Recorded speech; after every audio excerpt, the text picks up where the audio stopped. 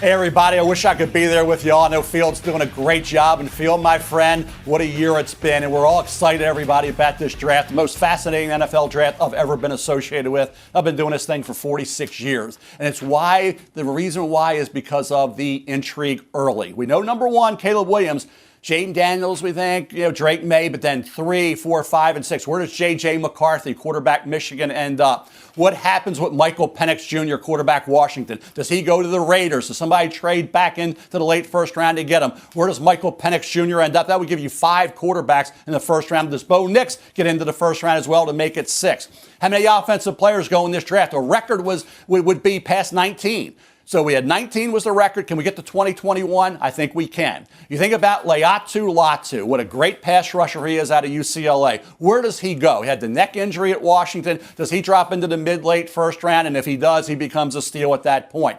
Cooper DeJean, one of my favorite guys out of Iowa. Cornerback, can be a great safety. All he does is not let anybody get behind him. 3 pick sixes in 2022. Had the injury late, but he had a great workout just a couple weeks ago. Cooper DeJean, I think he's the best overall defensive back in this draft. Where does he come off the board? Where does Keon Coleman, wide receiver, Florida State, go? Ran 4.61, right?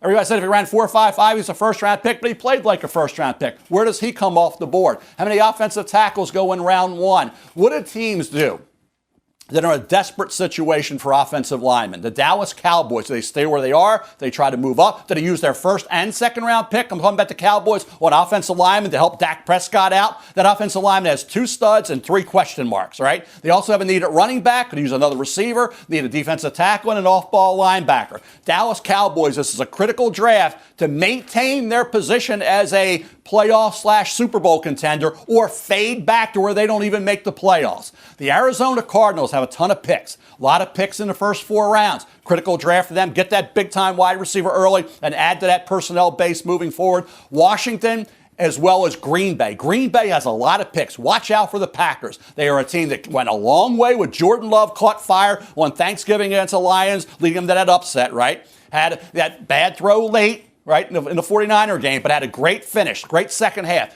If they can build on that and Jordan Love keeps improving, keeps ascending as a star in the making, the Green Bay Packers, based on this draft, could be a Super Bowl team to watch for next year. So as I said, just sit back, relax, and enjoy. Field will take you home. Had a great time doing the First Draft podcast all year. We're going to wrap it up on Monday with our grade show. It's going to be a lot of fun. Enjoy the most fascinating NFL draft in the history of this league. All right, look at this crowd. By the way, way to know the audience, Kiper, talking about Jordan Love in front of a bunch, well, not a bunch, but certainly a lot of Lions fans. Welcome to First Draft, presented by Mercedes-Benz, and thank you all for being here. It is great to see so many people turn out for this. We can't wait for the draft over the next 3 days here. I am Field Yates, and that's the least important part of this panel right now because I am joined by 2 mega, is that even close to enough to describe the stardom of Mina Kimes and Laura Rutledge, effortlessly talented. I don't know why they agreed to do this show with me, but I'm very grateful for you guys being here. How was the trip in? How are you guys feeling about the draft right now? This is the highlight of my day, honestly. I mean, we did NFL Live earlier, but to be with you two and all of you, this is really what I've been hoping for all day long. It's great to be here. I have a confession. This is the first time I've ever been in Detroit. Really? I'm really excited. So your early scouting report on the city of Detroit. Yes. Well, I just got here, but so far so good. I mean, we had some pizza backstage. That was incredible. Jets Pizza. Thanks for helping make this show possible We tonight. judge things by the food, so that's a really good compliment coming from us. Yeah. So far, so good on the food front, which is excellent Love it. to know. Obviously, the 3 of us have been talking about the draft a ton over the past month, but it really goes back even further than that. Like, the draft process really starts probably next week for 2025, which is simultaneously like sort of a sad thought, but kind of daunting at the same time. So I'm going to bury that for the moment. But as we get ready for the next 3 days, if I were to ask you guys, like, what are you most looking forward to? Whether it's a certain player coming off of the board, whether it's the atmosphere, dealer's choice. What comes to mind? I'll start with you then, Mina. Well, obviously, pick 29. Hey! The only one that matters. No, I am actually very excited and curious to see what Detroit does, of course. Did you see Dan Campbell's comments today on radio? No, what did he say? He basically said they're not picking tomorrow night. He said, essentially, he said, hey, if there's a deal that's there for the taking, we'll listen, and we have to have one of our guys available, which There we go. Listen, Whatever Dan yes. says. Now, that's not exactly the most gracious way to be a host city by trading out of your pick. It seemed like a bad idea until they extended a Monron and Panay Sawyer today. Now they can do whatever they want. Yeah, I think we can all agree in Brad we trust here in Detroit, given his recent track record. But as I almost fall off. No, I think over there too. To answer your question, what I'm really looking forward to, I'm very curious to see, obviously, what happens with the quarterbacks at the top of the draft, whether they actually do go 1, 2, 3, as many expect. And then perhaps, and this to me is maybe the most interesting question of the first round, what happens, there's a local angle here, what happens with J.J. McCarthy? Yeah. Because he is perhaps the most talked about player going into the draft, given that he could be drafted at so many different spots. You could see multiple teams going up to get him. You could see the Giants sticking and taking him at 6. You could see him falling. I don't feel like anyone has a perfectly good handle on what's going to happen. I have a confession. I was going back because I was having a conversation with someone towards the end of the NFL regular season, and I said, I'm going to call my shot right now before it gets popular. Jaden Daniels is going to go before Drake May in the 2024 NFL Draft. Trust me, there are a lot of shots that I've missed, but I feel pretty good about that one. And then someone said, what do you think about J.J. McCarthy? And I actually described him as a quagmire. And I realized the dorkiest person alive to ever use the word quagmire in text. So that was immediately deleted. Scouting term. Yeah, there we go. He certainly is a mystery. So, Laura, what would be the thing that you're looking forward to the most? Yeah, I mean, there's so many things, and this is kind of what Mina's saying with the quarterbacks, but I just think the Patriots pick at 3 is completely fascinating because depending on what happens, we know it's going to be Caleb Williams, right? I'm not like breaking any news. We're pretty sure. Don't spoil the draft. And then Jaden Daniels at 2, we think. But I mean, I don't know. What if something crazy happens and Drake May ends up going to the Commanders, and then Jaden Daniels is there, and then there's just like this run on everyone's trying to get to 3 to get Jaden because he's so dynamic. And I don't think that's going to happen because I think Daniels goes 2. But either way, the Patriots are in such a unique spot. If I were them, I would go ahead and draft Drake May, knowing you're going to sit him behind our favorite backup quarterback, Jacoby Brissett, who will be the Love him. Wow. Jacoby has love here? That's awesome. Joke. Yeah. Thank you. He's great. But no, I think it could be for the Patriots the right thing to do, but then you've got to find a way to surround him with some talent. I think he's an incredible player with so much upside, but they don't have the pieces yet for him to be featured that way. I keep thinking to myself, the Patriots, if they do take Drake May tomorrow night, the opening line from the press conference, it should actually be the owner, Robert Kraft, because obviously he can set the sort of the expectation for the fan base. Should be, we love Drake May, but buckle up for a long year, fans, because they, to your point, it's just the roster right now, just relative to the other teams that are probably looking for a quarterback early, just feels a lot different. Minnesota seems like they've got good infrastructure in place. Obviously, the Bears at the top. The Commanders with at least a solid starting wide receiver duo. But back to Jaden Daniels here for Laura. Laura is the queen of college football. She travels every SEC city. Got at least one nod of agreement over here. I will rely on Mel because Mel has great historical reference points for the past 46 drafts. But he's talked about how this rise for Jaden is the only thing he can kind of compare it to is Joe Burrow. Obviously, same school. That's, I guess, more coincidence than anything else. But when did you know that Jaden Daniels was special? Because he may have entered the season as I'm going to use air quotes, a 4th-round pick. Right. I think when I really thought he was special was pretty early on in the season because LSU was struggling, especially defensively. Offensively, they looked like world beaters, and we thought, they could win the national championship. I still think that with that offense, what it looks like, right? We'll see where these guys get drafted too, even the receivers. But the way that he handled himself, we knew that the talent was there. I actually did a couple of his games all the way back to Arizona State, and you would see some of the flashes when I did Thursday Night Football, and we'd be like, wow, but he wasn't that consistent, and there were some things he needed to work on. But one of the interesting things when we started to realize he really was a true star, which was very early on in the season, I would say maybe week 2 even, we had a conversation with Brian Kelly on SEC Nation, and we were asking him, what does he think about his quarterback? And he's like, I want him to actually do more. I want him to take more risks. In the SEC against those defenses, to say that you want your quarterback when you know the defense that you have on your team isn't worth much, and you're saying, no, risk it. That's how good you are. They felt like they had such faith in him. And I think it all started to kind of compound on itself, and you realize, wow, he's incredibly special. But the funny thing was, even in the Heisman conversation and all that, it took a little while, I think, for people to say, oh, yeah, he could be the number 2 pick in the draft, or maybe even the number 1 pick, depending on who you ask. That's not going to happen tomorrow night, but there are people that think the skill set is there. And I think when you talk to him, and this is going to be really cool for Commanders fans, if he does end up going there, he's really thoughtful. He is a incredibly smart person, but he's also an extremely hard worker, and he holds himself to a very high standard. So back to Brian Kelly's comments, they felt like Jaden was not that he was worried about making a mistake, but he was so worried about affecting the team negatively that he wasn't all the time showing what he could do. I think there's so much untapped there still that hopefully you'll see the Commanders get out of him, or whoever gets him in the draft. Yeah, I feel a responsibility to talk about something that we mentioned as we were sitting downstairs just prior to this, which is that Jaden Daniels played head-to-head against Justin Herbert in college, which I don't know if that's more remarkable because I feel like Justin Herbert's been in the NFL for a long time, or if it just speaks to how young. He was a 17-year-old true freshman starting quarterback, the first ever in Arizona State history. So Jaden Daniels had 2 separate, very impressive careers. Mina, we can talk about whether he should go to or whether it should be Drake May. We've had that debate a million times on various ESPN platforms, of course, on NFL Live. Watch it every Monday through Friday on 4 p.m. Eastern Time. It's going to be great. 2 hours tomorrow. 2 hours. 2 2 hours for the next 2 days. The world wants more of Laura and Mina and Swagoo and RC and Dan. We can't wait. All right. There we go. Stop. Hey, we want to get you by the set. We like you over there. Yeah, there we go.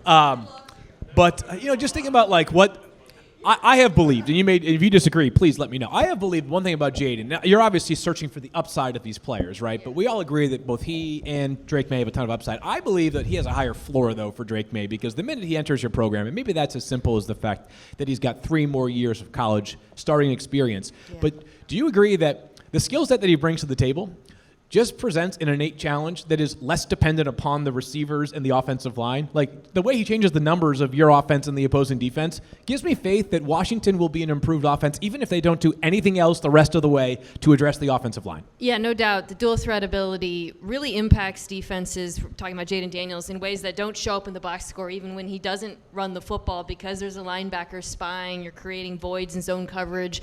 There's often, we love Malik Neighbors, who's the speedy wide receiver who will undoubtedly be one of the first 3 receivers taken in the draft. Part of the reason we love him is because he is running into wide open space. Part of the reason he's running into wide open space is because second-level defenders are worried about Jaden Daniels keeping the football. It helps the run game as well. It influences the type of coverages he can play. Defenses are afraid to turn their backs on him and play man coverage, because if you do, he will punish you. That said, Drake May is also an incredible scrambler. I actually think it's like an underappreciated part of his game. And I think one advantage he does have over Daniels is he big, like Josh Allen size big. And that is going to translate at the next level for sure. Drake, of course, one of 4 boys. Can you imagine him? Like, I just can't imagine that household growing up. When it's like one of them had to be the least athletic one. It was like, hey, the kid who only could walk on at North Carolina to play basketball was the unathletic one, right? Like, must be quite a humbling experience. A Florida baseball player, obviously basketball, national champions. Yeah. I mean, I don't know what's in those genes, but they're pretty good. It's working out pretty well. And Drake's the baby of the family. Yeah. I've seen a lot of golf videos from Drake recently. That kid might have a career playing golf as opposed to football. So if football does not work out, he could be the next Tony Romo as far as his golf interest beyond that. Part of the reason why I love doing First Draft with Mel is that we try not to spend all day, every day talking about the things that are happening at the very top. It's as we all know, there's certainly lots of interest in Chicago, maybe not so much in this crowd, but in general, and Caleb Williams talk. So let's sort of. All right, there you go. Okay. I'm surprised. Do you have security with you or no? Okay, good. All right, we'll make sure we keep the peace for a couple Bears fans that I see here. So let's think beyond the obvious. Let's not grab the low-hanging fruit for a moment here. Is there a team that sort of intrigues you most, moving past the obvious candidates? I'll offer my team just to be selfish here for a moment. It's the Bills at 28 because as I think about the possibilities. Sorry, is there? Ooh. I was going to say, isn't Buffalo like Detroit East? It's not that far, isn't it? Chicago. Oh, wait, Chicago doesn't like Buffalo either? All right, well, I thought Buffalo was everybody's favorite I was going to friend. say, I feel like they're almost mirror images and fan bases of like the passion. Yeah. I think of them as amongst the best fan bases in the NFL. Right, like patience has paid off for the Lions and They're the Bears good now. soon. It's really fun. The Bills. Yeah. But I think about the Bills because they have such a dramatic need at wide receiver after the trade of Stephon Diggs, but they're clearly comfortable with it, right? I mean, they were the ones that decided to move on from a guy who had 446 catches over the past 4 years. There's definitely ways in which a great receiver falls into their lap at pick number 28, but the window's not closing, obviously. But there's still there's a responsibility, right? Like, to your quarterback, compete, you really think you can look Josh Allen in the eye and say, hey, you know what, Josh, going into this next year, Curtis Samuel's your go-to guy, and Mac Hollins is going to play a lot as well. That's a team that comes to mind for me in the back half of the draft that I'm like, I just have my eyes on them. Respect Khalil Shakir, though. You know. Yeah, sorry, I forgot. I'll go with a different team. I see my man in a Bengals jersey. I think the Bengals are really interesting at 18, especially.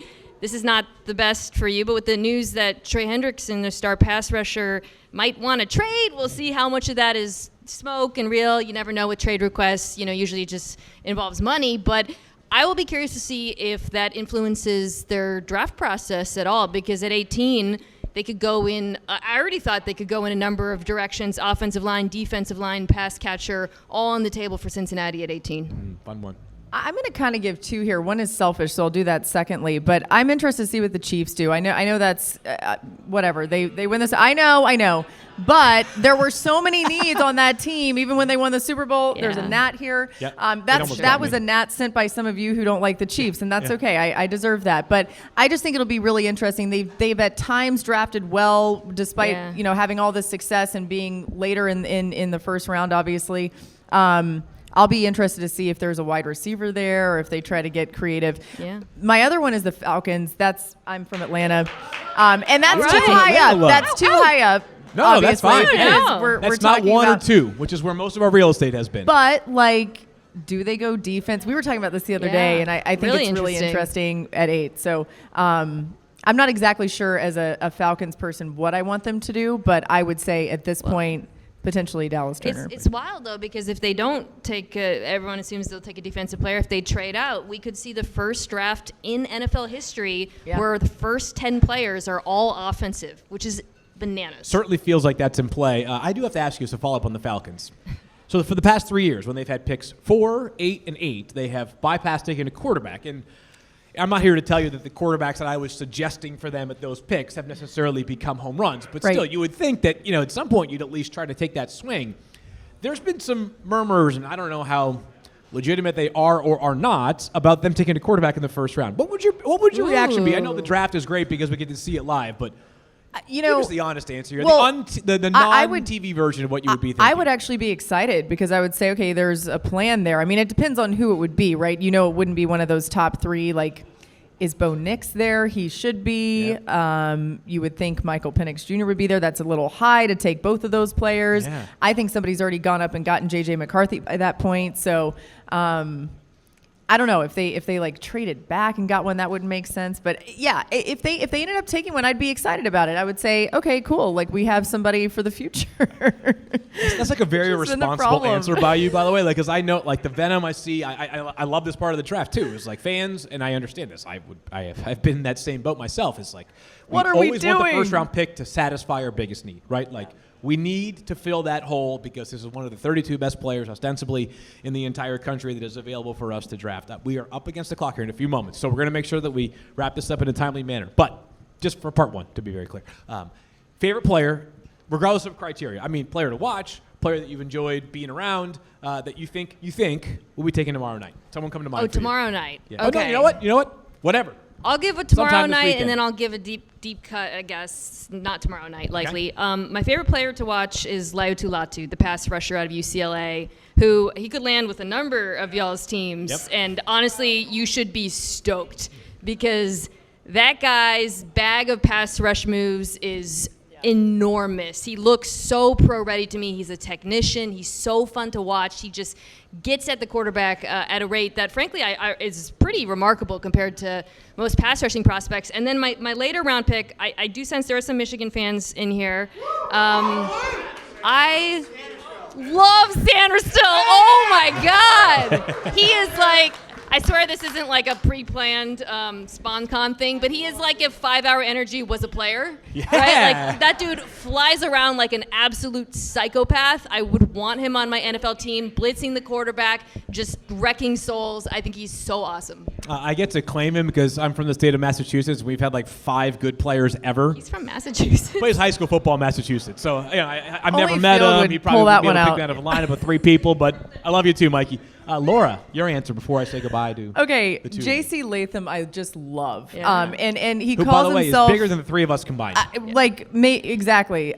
He calls himself the Trench King, which is so him. Like he wanted a nickname for himself, and it came from actually Dion being prime time and all that. But listen, there are some things that are unrefined still about his game. I think he's got so much potential, and really could end up being one of the best to ever do it if he reaches all that potential. And then I got to throw another one out there, and I promise we're not just like doing this for the Michigan fans, but I love Blake Corum.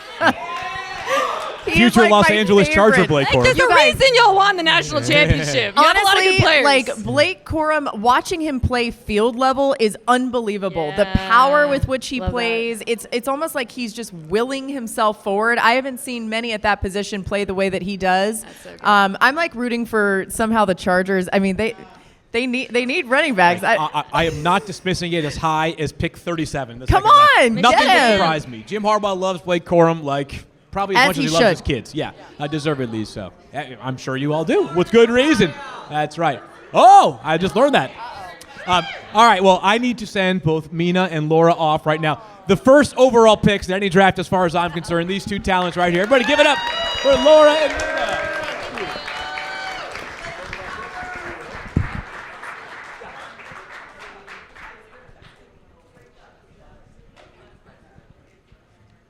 Great stuff there from Mina Kimes and Laura Rutledge. And before we begin our conversation with Matt Miller and Domonique Foxworth, we're going to hear from the most plugged-in man in all of football. Let's hear what Adam Schefter has on the 2024 NFL Draft.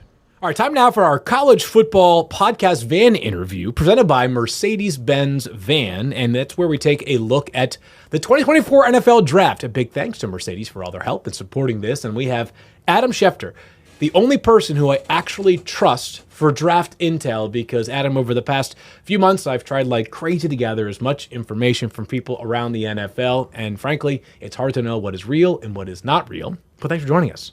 It's great to be in the Mercedes Caravan podcast presented by Mercedes-Benz. Yeah. However you said it, whatever it is, I'm honored to be here, and we are ready to get busy with this draft. Yeah, I know it's one of your favorite weeks of the year, certainly one of mine as well. Let's start at the top, and I consider the top of the draft now number 2, as the Bears have made it very clear that Caleb Williams will be the first pick in the 2024 NFL Draft. As we move past that, do you feel as though there is some clarity at pick number 2 with the Washington Commanders, maybe the subsequent Well, 2 let's or 3 go off picks? the record here. Yeah. How long have we been talking about the Commanders pick, you and I? Oh, probably since right after the draft order was settled, at least. What did I text you? How long ago did you ask me? And what did I text you the pick would be when? It had to be months ago where you said my That was belief. about 3-4 weeks ago, I said, right? Maybe, yeah, it might have been more than that, to be honest with you. At least post free agency. Let's call it around the end of free agency. Yeah. You said my belief was that the pick would be Jaden Daniels, LSU quarterback, Heisman Trophy winner, would be the number 2 pick for the Washington Commanders once we actually got to the NFL Draft. And you have not changed that thought. No, I still believe that. Yep. And again, when we're talking, when you're saying things, I did a bunch of podcasts in Washington, Yeah. and we were promoting type 1 diabetes awareness and encouraging people to go get tested, Yeah. test their blood sugars, meet with their doctor as a spokesperson for Santa Fe. And basically, I was doing a string of podcasts where I said basically that. Yeah. Signs point to Jaden Daniels. It's tracking for Jaden Daniels. Yep. And at the end of one podcast, Yeah. I said, buy your Jaden Daniels jerseys. You could go buy them right now. It's kind of a joke at the end of something where I could not have been any more clear on the messaging. It sounds like it's going to be Jaden Daniels. They haven't locked it in. It's tracking that way. We'll see. It's still the case. And I'm not going to make the joke about the jerseys anymore. Maybe we'll wait for the draft on Thursday night to actually say that one more time. Write that one down for the 2025 NFL Draft. I have not put enough brain power into that draft yet, but that starts on Monday. All right, so beyond that, I think we've talked a lot about the possibility of the Patriots taking a quarterback at 3. So let's take a step back, and rather than focusing in on there, Shefty, Do you believe that once we get through the first 32 picks, there will have been a half dozen quarterbacks? Because this year, while I would argue that we kind of have a top 3 and then a second set of 3, we do sort of all believe there are 6 quarterbacks that merit first-round conversation. Do you believe by the end of Thursday night, 6 will have a home? Yes. And I will say this to you. You said 3 and 3 on the quarterbacks. And I would say 3 and 3 on the teams plus. There are quarterback-needy teams right now lined up 1, 2, and 3. Yeah. There are quarterback-needy teams at 11 with the Vikings, 12 with the Broncos, 13 with the Raiders. We can make the argument that the Giants at 6 might be in the quarterback camp. We could say that the Rams, with Matthew Stafford having no guaranteed money in his contract next year, they could be in the quarterback camp. The Seahawks, who have been non-committal to Geno Smith, they could be in the quarterback camp. I don't think so, but they could be. Yeah. The Dallas Cowboys, with Dak Prescott in the last year of his contract, they got a lot of holes to fill, so I don't think so. Yeah. And then who knows who else is out there? So there are, in my mind, 7 teams, 7 at minimum, that we can say they're going to look to see if there's a guy they like. 7 teams.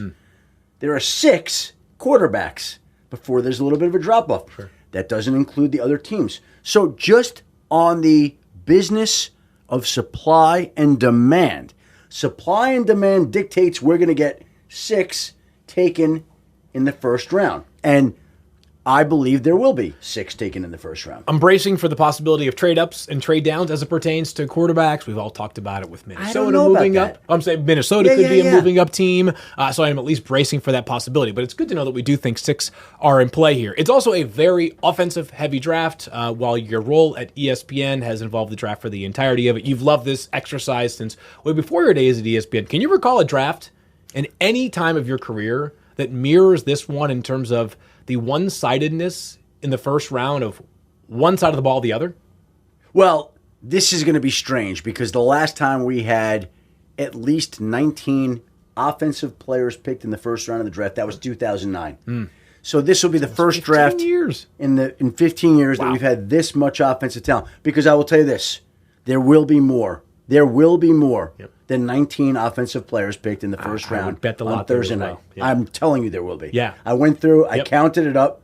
There will be more than 19. It will set a record on Thursday night for the most offensive players picked in round 1.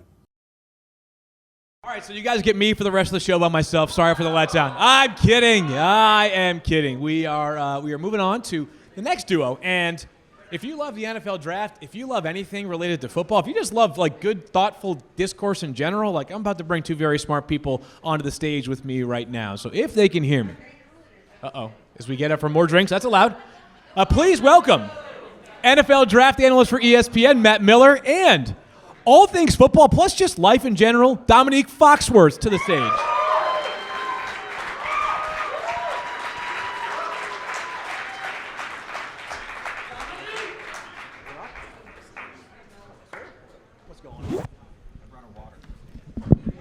So I see at least one of Dom's former teams in the bill. I saw a Ravens jersey somewhere. There it is. Broncos. We got any Broncos? We got no Falcons. No, we got a Falcons right here. We got 2 Falcons. There we go. All right. Oh, there we go. All right. Oh wow. Wow.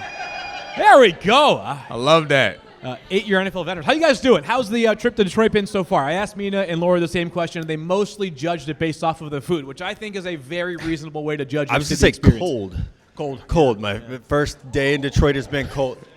Yeah, for you guys, I'm not that tough. So this is spring. Cold. Man. Hold on. There you go. Yeah. Makes more sense. You guys play indoors, though. Field gave you a layup and you fumbled it. We'll try it again. Answer? How's your time been in Detroit? It's been amazing. The weather's been perfect. The food's perfect. The people are great. Oh, women. Yeah. Intelligent and beautiful. Right. The men, cool as shit. It's awesome. Right. It's been great.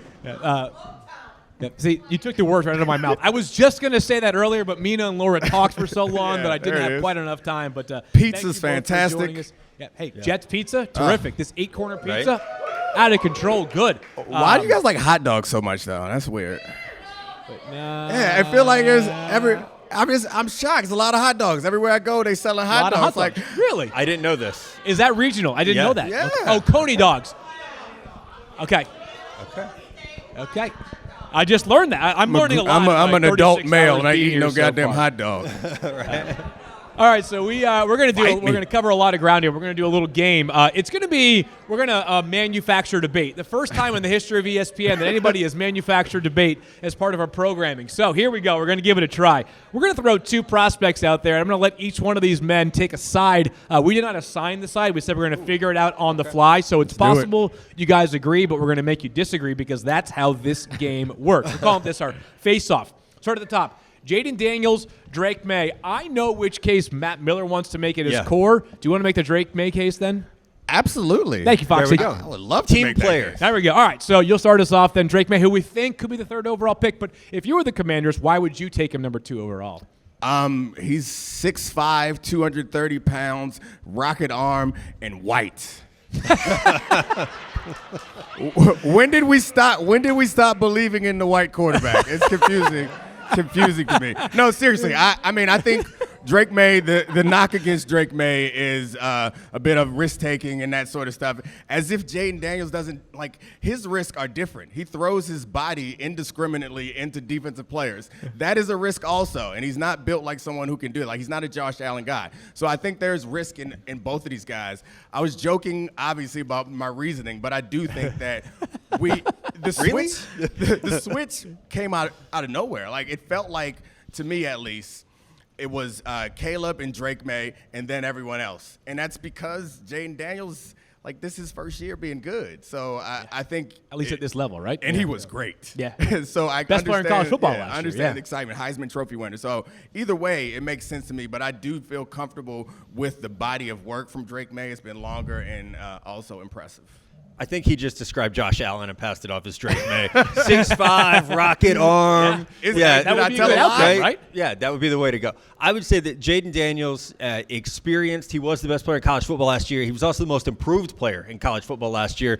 2 straight years of over 1,000 yards rushing in the SEC. He doesn't turn the ball over. That is a big part of his game. But even going back to Arizona State, he doesn't throw interceptions. And if we're going to throw out the player comparisons, which that's my job, damn it. Don't take my job. My The bad. Cop King right here, as tabbed by Mel Kiper Jr. Exactly. If Mel Kiper calls you, you can put it on your business card. Absolutely. When I see Jaden Daniels can be a Lamar Jackson type player in the NFL, the speed is there. Yeah, I mean, there are times he gets ragdolled by Florida State, but he got smarter. And I would say this, you're going to get hit harder in the SEC than you ever will in the NFL. Yeah. They're going to protect quarterbacks a lot better. So I take Jaden Daniels, especially knowing I have Terry McLaurin, Jahan Dotson, and a not great offensive line.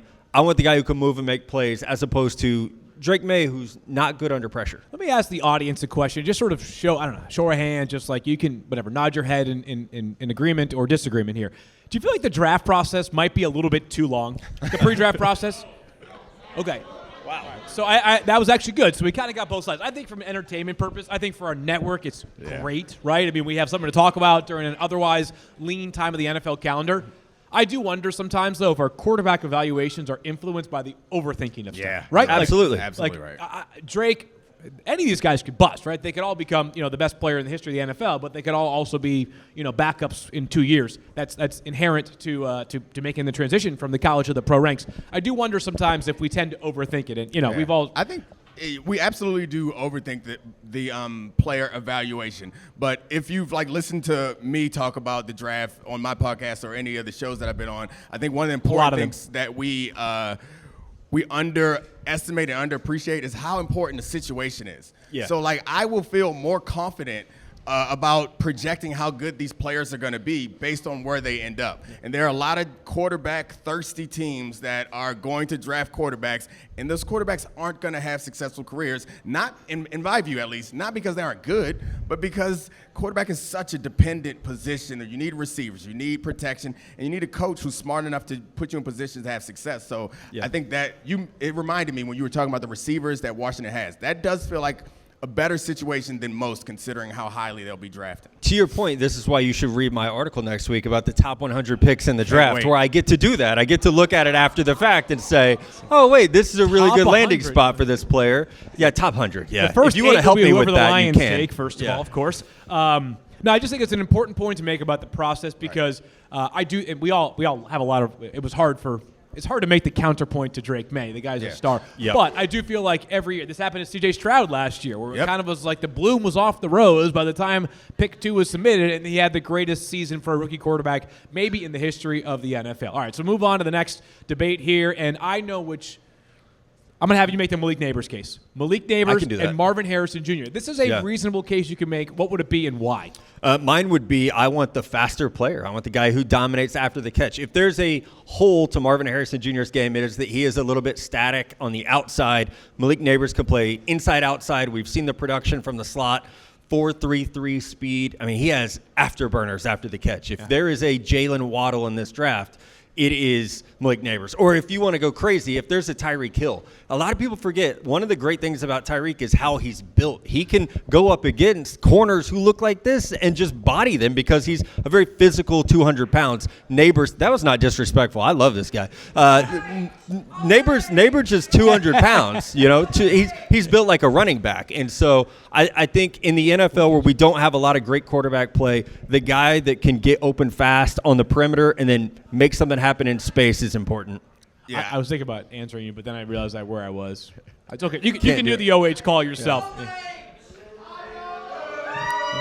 We got one. We got one back there. One brave soul. Is that a Zeke jersey, by the way? Nice. All right. Got a Zeke fan. All right, so you get the Marvin Harrison Jr. take. Yeah, this is easy. Yeah, this is the layup of all layups. I appreciate that you gave me this one. Thank you. So there's one player in this draft that I would bet everything I had on, and I don't feel confident about any player projections other than this one. He has everything. I know you had to make the argument that there's something better about Neighbors, and a lot of people have been saying that. There is one receiver in the past, 10 years that I think has been as good as Marvin Harrison Jr. coming out. And all the things that you see about him, like your argument that Neighbors is a faster player. We don't know that that's true. Marv refused to run the 40 because he's too damn good to waste his time doing that foolishness. We all know Marvin Harrison is going to be the best receiver in this draft. And I think it's pretty fair to project that he is probably the best player in this draft. Certainly, I mean, he's up there. If you throw away positional value, there's a darn good chance he is the best player in the draft. All right, the Jets pick at number 10 for right now. A lot of people debating. Do they go offensive tackle or offensive line in general, or should they take a Brock Bowers type player? Somebody that's not an offensive lineman versus an offensive lineman, which side do you take? Yeah, I can be honest about the mistakes that I've made in the draft in the past, and one of them was I argued that the Bengals should have gone with a tackle instead of Jamar Chase. However, I'm not too smart to not repeat those mistakes. Get a damn tackle. Your quarterback is 100, and your tackles are also equally as old. They need a tackle. And there's a lot of good tackles in this draft. I understand you could wait until later in the draft to get a tackle, but I don't think drafting a tight end at 10 is as smart for this team that's trying to make a run for the championship. And I know there is depth at the offensive tackles, but I'm worried for the Jets, though, that by the time we get to the third round, that depth, that well is gone. Dry by the time we get to the third round. So you get to make the Brock Bowers case. I can make that case. They have a 100-year-old quarterback. Yeah. They have two 33-year-old tackles. No team in maybe the history of the NFL has been more all in on one season than the 2024 New York Jets. They will all be fired if this doesn't work. Right. A backup tackle ain't helping this year. So you better go get some help for Aaron Rodgers. You want the ball to come out a little bit faster. Brock Bowers can be that safety valve over the middle. He could be your Sam Laporta type impact. And if Mike Williams gets hurt again, and Mike Williams has been hurt a lot, you're going to need someone other than Garrett Wilson who can get the ball. We saw that last year. Yeah. It wasn't just Rodgers. It wasn't just the offensive line. The wide receiver room fell apart. So having a Brock Bowers in there would give me a lot of confidence in the pass game. By the way, Jahmyr Gibbs, Sam Laporta, Brian Branch, all in one draft. Yeah. Sheesh. Brian Branch. Sheesh. Yeah, Brian, Brian Branch. The crowd was already cheering by the time I said Brian Branch, and it's gonna get there. Jack Campbell will be a better player than he showed this past season, so he'll get there. I like the optimism. All right, last one here on the player debates. better corner, and I'll start here, Matt. That's probably rude to the former corner. No, but you're whatever. good. Yeah. Quinyon Mitchell or Terrion Arnold? Man, I thought we were going to talk Cooper DeJean. I was ready. Oh. I was ready. No. Other corner to be entered into the debate. No, I will go Terrion Arnold from Alabama, but I do think this is really close, and it is like the Neighbors Harrison debate where you're arguing two players the same position, but they're very, very different. And I think with Arnold, you're getting someone who's physical. He had 6 interceptions in college. He's a former safety, so we know he will hit you in the run game. And I would say there is no better defensive back coach ever than Nick Saban. If you can start for Nick Saban, I feel pretty good about you. So I will go Terrion Arnold. Yeah, Quinyon Mitchell, I think, hasn't had as much competition, high-level competition, so it's easy to knock him. I know they had issues with seeing him in press coverage. He didn't do much of that at Toledo, but apparently those questions were answered at the Senior Bowl. Go Toledo. Yes. Yep. But I think this is a little bit of personal bias. He's fast as hell. And playing 4.33. corner, speed matters. And one of the concerns I have about Terrion Arnold, who ran a 4.51, I think, is at the next level, they get real grabby when you can't run. Yeah. And those penalties will come. So I feel a little bit safer with Quinyon Mitchell. But to be completely honest with you, I feel like cornerback, despite the fact that I played it, you would think that I'd be able to project it pretty well. It's really, really hard to project. I can think back to a couple times that I was so wrong about prospects that I thought were surefire Hall of Fame level. Do you remember talent. Justin Gilbert? I thought Justin Gilbert was the future of the cornerback position. My Justin Gilbert is Jeff Okudah. I still refuse to accept in Detroit? Oh. I know. Wow. I thought, I'm with you. I thought he was going to be great. I did too. I just knew that he was going to be great. It hasn't worked out. There we go. Toledo's in the house. All right, I will quickly interject and just I'll break the tie and choose a third corner. Cooper DeJean, 4'4", 6 feet tall, excellent in man-to-man coverage, and he's white. Yes. Did we have? There we go. We've established that's part of the criteria for scouting players, right? That joke works better when I do it. it's real uncomfortable when you do it. Just to cover my man. Cover my man Phil Yates' back. I'll have you know that we had a good conversation about Cooper DeJean. He's kind of a pioneer. So as you know, there are no white cornerbacks in football, and it's absurd to suggest that white people can't play corner. So we are rooting for the Rosa Parks of defensive backs and Cooper DeJean. We want him to ball out, and I also think that we've noticed in the league in the last few years, like Teron Johnson and Trent McDuffie, like the flexibility, positional flexibility is important at that position. And I think Cooper is probably, despite the fact that Terrion Johnson played safety, I think Cooper is the most attractive player when you're thinking about someone who could be comfortable in the slot, safety, and the outside. So his positional flexibility, I think, adds. I think I might want to take Cooper before I took these other guys because I feel more confident that I'll find somewhere where he can work. If you don't reuse the Rosa Parks of cornerbacks at That some was point, great. I mean, that's just way too good to not reuse at some point. I've just been trying to figure out how to player comp him to Julian Edelman. I can't figure it out. Can't do it. All right, so let's wrap up with a couple of things before we get to some of our great questions here from this excellent audience. But we have this wide receiver class. Matt, I'll lean on you on this one because you've been doing this as a profession for, 12, 13 drafts now? Yeah, 12, 13 years. Yeah. And it's great to have Matt, who's did it for ever at Bleacher Report and then his own endeavor. And now he's been at ESPN killing it for, this is fourth draft? Fourth draft. Fourth draft. Right. So you got a Field lot knows adding my here. resume. This is great. I studied before this, but we've been talking about this wide receiver class a ton.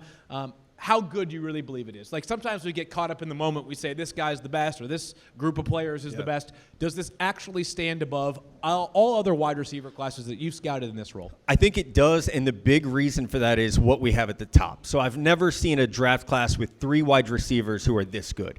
We've probably seen classes that are this deep. We'll see 6 or 7 receivers come off the board tomorrow night. That's about right. But it's the fact that we have Marvin Harrison Jr., we have Malik Neighbors, we have Rome Odunze, who is my favorite player in the entire draft. They would be a number 1 wide receiver in almost every draft, outside of the one with Jamar Chase, where he was just such an exceptional talent. Last year, these guys would have been the first receiver, and it wouldn't have been close, in my opinion. So it is truly special. I think we have to provide a little better context when we say this is the best receiver class ever. Well, what we mean by that is it's the top heaviest wide receiver class ever, and it's a really, really good one. I think that'll be reflected in how fast we see them fly off the board. Yeah, I think it's deep too, like you mentioned there. And I know to each their own, I'm really high on Troy Franklin right now. I think there are players later in this draft that have potential to be true number ones if they're getting the right situation. So yeah, I think it's not an overestimation to say that this is the best receiver draft that we've had in a long time. We'll see how they all pan out though. And I think people also need to remind themselves that, like, your evaluation of a class, it's so easy for us to look back on classes and say, like, wow, that 2014 wide receiver class was incredible. This evaluation is also based off how we see it going into the draft, acknowledging that not all these guys are going to hit. And by the way, they're going to be players drafted on day 3 at wide receiver that become absolute stars. Maybe you have the next Amon-Ra St. Brown somewhere in this year's draft class. It's a nice pull. What was that? Yeah. Okay, there we go. All right, we're gonna. Yeah, it's hard to find yourself an Amon-Ra every year. So, but maybe some team feels like there is a diamond in the rough in the 4th round. Let's talk about the 2nd round. You mentioned Troy Franklin, name I think probably hears his name. Probably goes in the 2nd round. Is there a 2nd round prospect or prospects that each of you says to yourself, all right, I'm all in on that guy? Just at receiver or overall? Anywhere. Whole board. I promise wide open. that I'm not playing to the crowd. I am the biggest Junior Colson fan, the There you linebacker go. from Michigan. I went to the Michigan Pro Day, got to talk to him. He's a fantastic young man. Yeah. He just, to me, exemplifies what a modern linebacker should be. You have the run and chase ability, the toughness. I think he's a better Nick Bolton, in my opinion. And Nick's a great player. So if you're getting a better version of that, that would be my day 2. If I'm in a front office, I'm finding a way to get him on my team. I happen to see Wink Martindale, the new University of Michigan defensive coordinator, by the way. I'm sure you guys are fired up about that one. And he said he was just talking about some prospects, and he loves Junior Colson. Yeah. And that guy knows defense. Yeah. I like Braden Fisk, which is a surprising one. And watching him on tape, it seemed like he was wrecking more plays than I anticipated for somebody at that level. So I think he's going to end up in 2nd round, and I think he's a defensive tackle from Florida State. I think he'll end up in the 2nd round, and I think he'll be a name that gets bounced around as someone who is potentially near the top of the league at that position. We had to do a recent notebook, Matt, Jordan Reed, and I, and we were filling in our potential surprise 1st-round pick, and my answer was Fisk.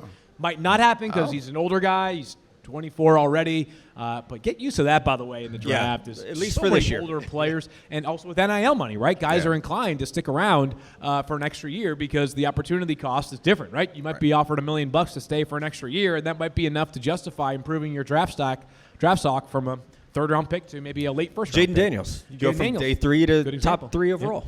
Yeah.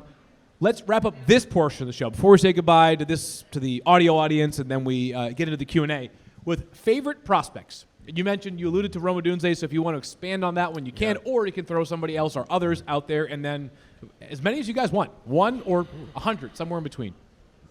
You want to go first? I mean, Olu Fashanu from Penn State. He's a DC guy, which is where local. Where I'm from. He's a basketball guy at heart, which it shows in his footwork. He's a tackle. I think he's someone who right now, I guess it depends on who you look at. He might be the top tackle, or Joe Alt, who is 6'9", is. He could be good at basketball. Yeah, I was gonna say he might be a basketball guy too. But anytime, I'm always kind of in awe at the big tackles who are incredible athletes, and he's one of them who stands out to me, who has footwork and technique beyond his years, and I think he's going to be a solid left tackle. Get used to hearing this whenever he hears his name called tomorrow night.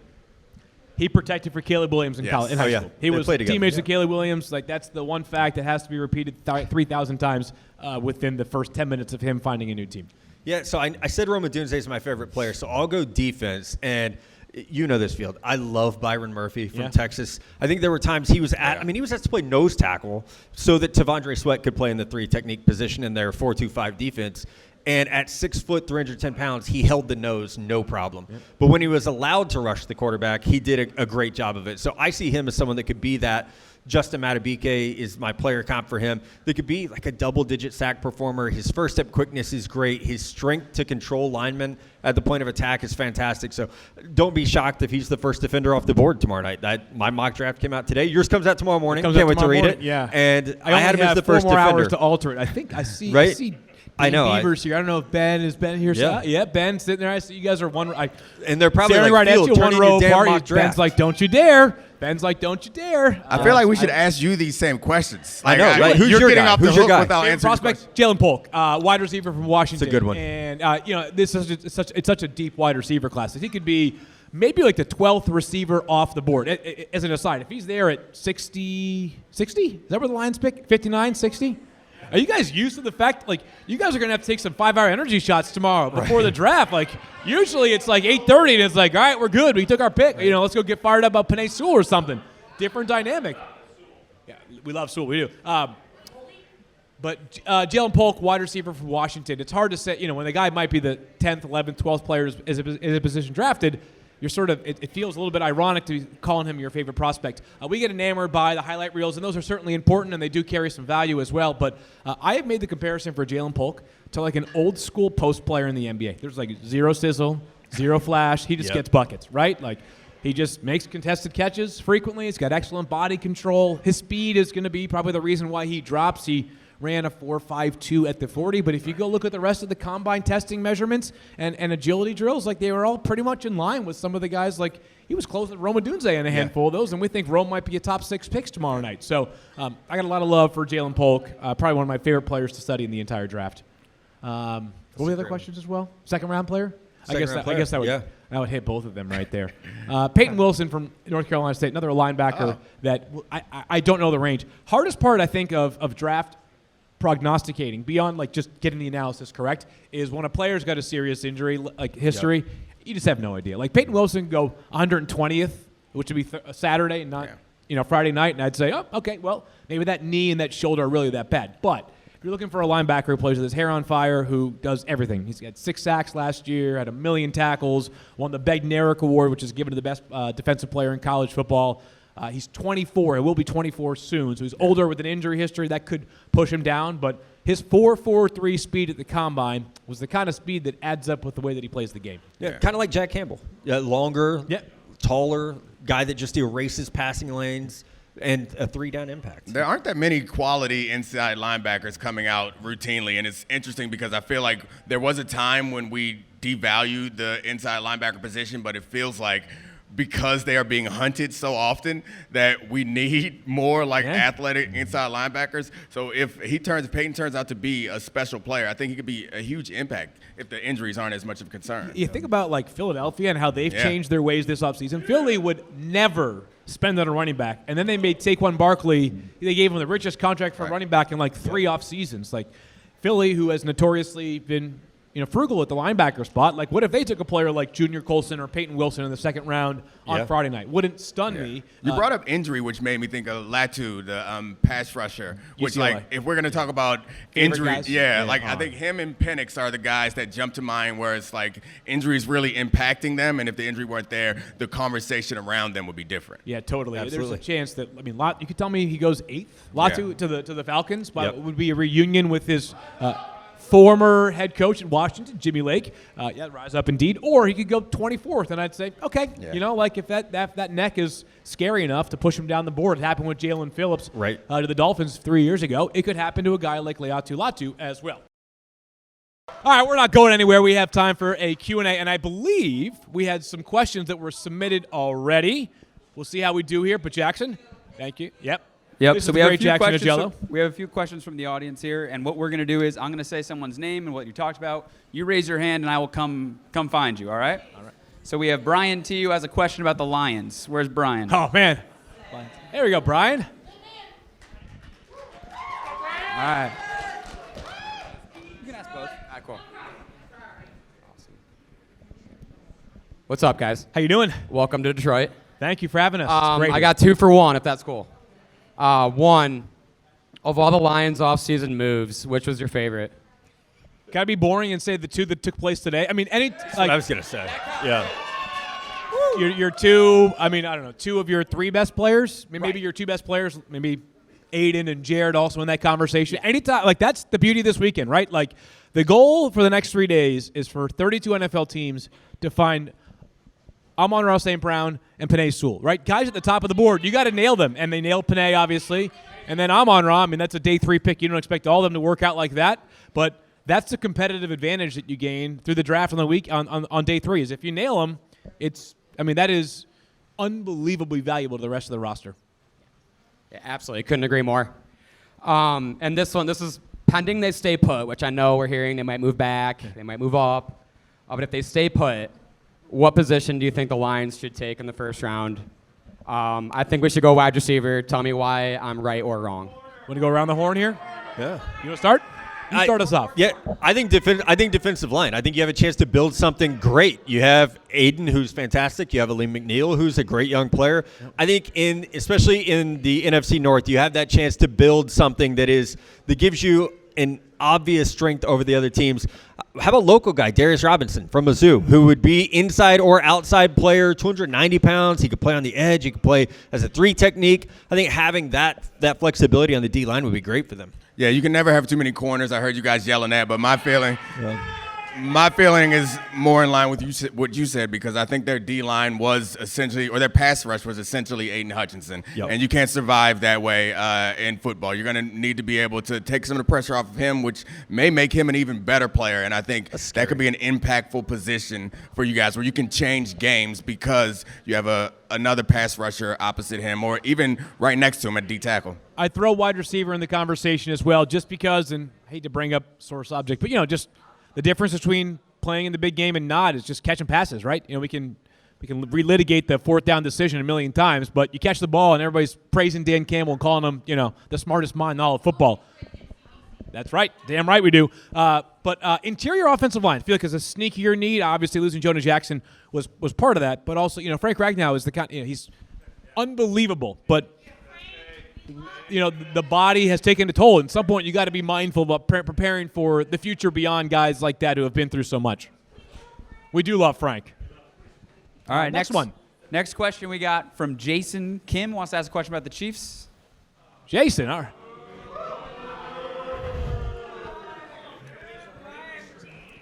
I'm a Ravens fan. Okay. But my question is, what will it take the rest of the AFC West to dethrone the division title from them?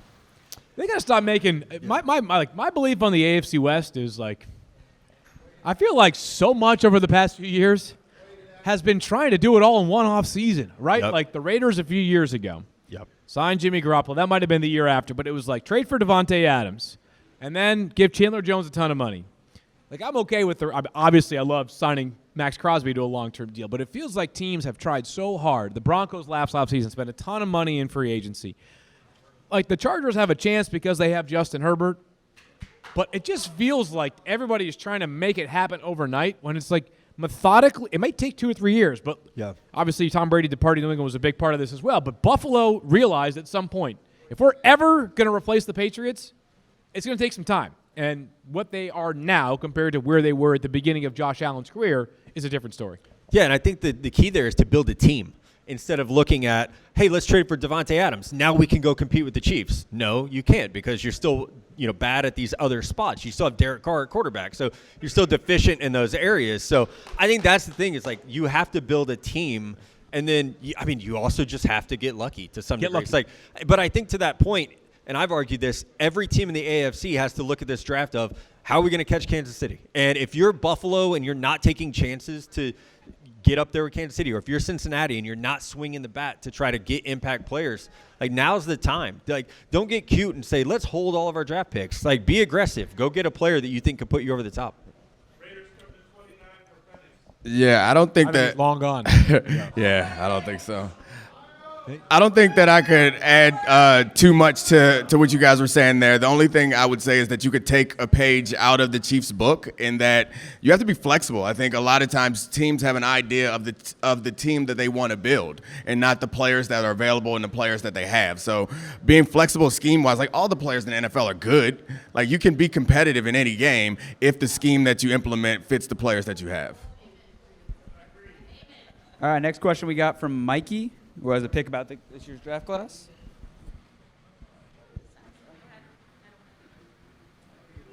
Yeah, I got a fantasy question for you guys. All right. Now we're Can we talking get a about shout out language. for Field and fantasy focused football. Say again. All right. Thank you. Thank you for listening. Can't wait for the season to get rolling again. Who do you guys think will be the number 1 pick out of this class? In fantasy football, I think it'll end up being Marvin Harrison Jr. because I think Marvin Harrison Jr. has the best chance to go to where I currently expect him to go, which is Arizona. And I don't have a great feel on Rome Odunze, where he'll land, just because I don't think it'll be one of those first 4 picks. I think Malik Neighbors could end up with the Giants at 6, And that is, that's a scary situation. Right? They haven't had a 1,000-yard receiver since OBJ, which was like half a dozen years ago. The only other rookie that I'll offer up that could be interesting, I mean, obviously if Brock Bowers lands in the right spot, that could be very interesting.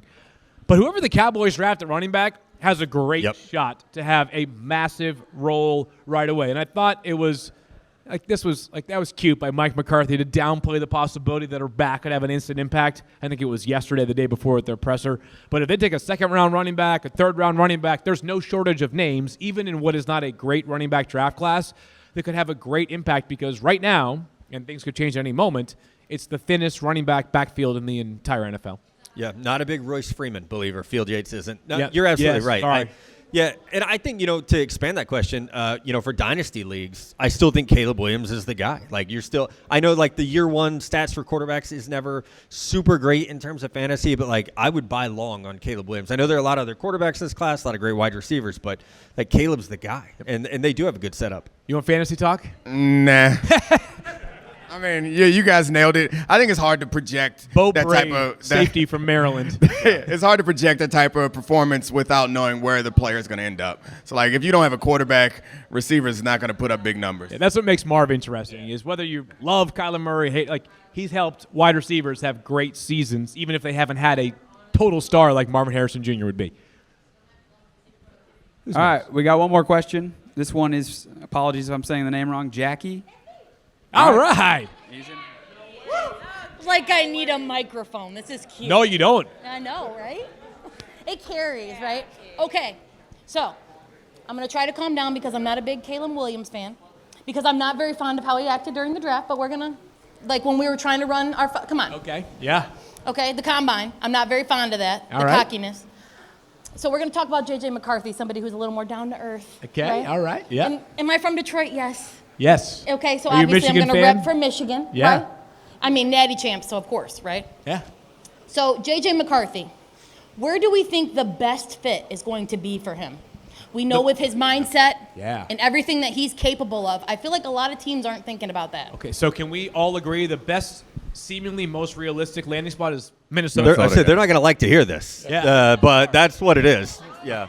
Yeah, I say, keep the Michigan hat on for a second. Yeah. The Lions hat can go back on in a few moments, but, Minnesota just screams good opportunity for whichever quarterback they land, whether it's it wouldn't be Caleb Williams, but whether it was somehow Jaden Daniels all the way down to, Bo Nix, the sixth-ranked quarterback in a lot of people's eyes, just because they've got two capable offensive tackles, they've got two very good wide receivers, they've got an excellent tight end. Aaron Jones now in the backfield, Kevin O'Connell, who I think is a very good, solid offensive mind. That's the answer on JJ. And you were talking earlier, Domonique was about how projecting player, the fit matters so much. The minute, probably not after they're picked, but after the first round ends tomorrow night, my evaluation or my outlook for Drake May versus J.J. McCarthy versus Michael Penix Jr. versus Bo Nix, if they all go in the first round, is going to be a whole lot clearer because, again, not to pick on the Patriots again, but that's going to be a long road ahead there.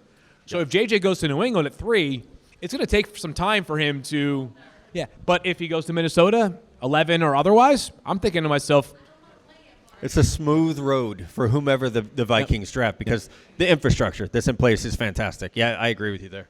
They don't have much of a defense, though. It's getting better and it's well coached, but you're going to have to score a lot of points. Yeah, that's true. That's true. But I'm a Brian Flores mensch. For Domonique Foxworth, Matt Miller, Laura Rutledge, Mina Kimes, I am Field Yates. Thank you for watching First Draft, presented by Mercedes-Benz.